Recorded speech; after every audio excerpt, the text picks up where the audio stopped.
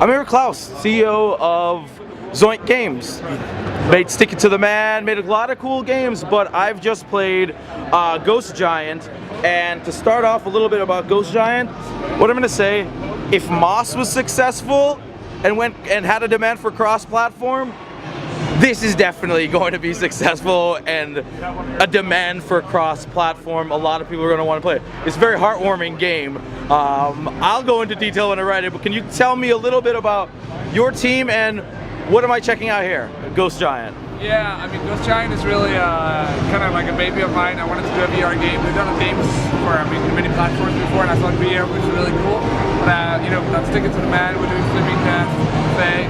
They're all like very story-based, heavily. But I always really like kind of like point-and-click adventure games where it feels like the game character is always talking to me, so it feels like I'm always connected to him in a way. And I'm actually there with him.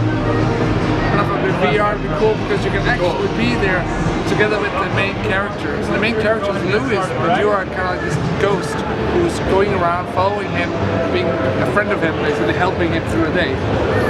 And yeah, Louis lives in this little cute town called Sancourt, where he kind of has a couple of issues. He's living alone at a small sunseed farm with his mom, and you're there to actually help him through like a kind of like a hard day.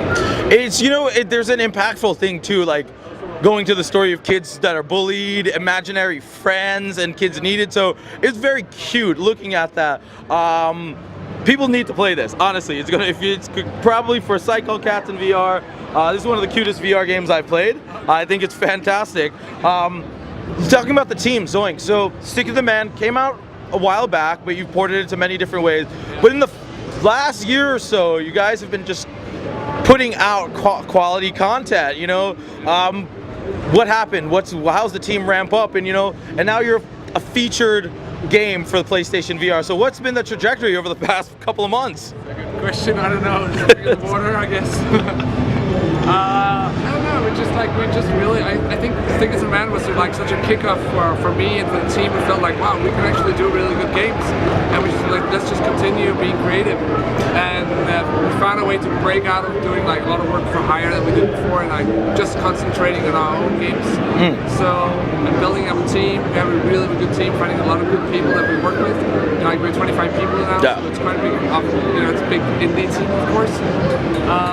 So yeah, it's been really fun, and we're having a lot of fun with it. You know, looking at it, I could see the history and growth from coming from Stick It to the Man and applied here, and probably lessons learned. I could see elements of it. One thing I noticed about it, the attention to detail. Literal attention to detail, looking at the small things and looking at the ghosts and everything in there. How were you guys able to pull the good look and that level of detail on something that's a PlayStation 4 and PlayStation VR? They talk a lot about it's not high quality VR. A lot of people out there might say that, and I'm in this. This is a beautiful game right now. How are you guys be able to pull that out and deliver it for a PlayStation? I think it's.